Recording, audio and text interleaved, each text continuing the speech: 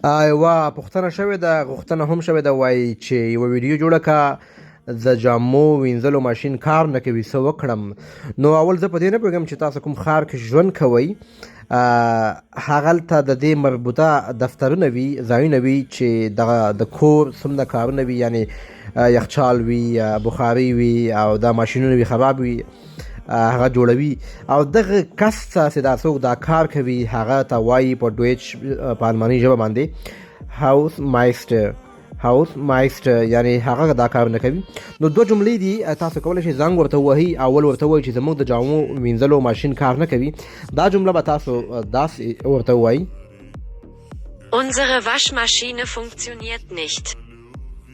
Unsere Waschmaschine funktioniert nicht. بیا تاسو ورته چې کله زنګ ووهئ او دا جمله مو ورته وویل، تاسو بیا ورته وایئ موږ غواړو زموږ د مینځلو ماشین ترمیم یعنې جوړ کړو. نو دا جمله بیا داسې ورته ووایئ: Wir wollen unsere Waschmaschine reparieren.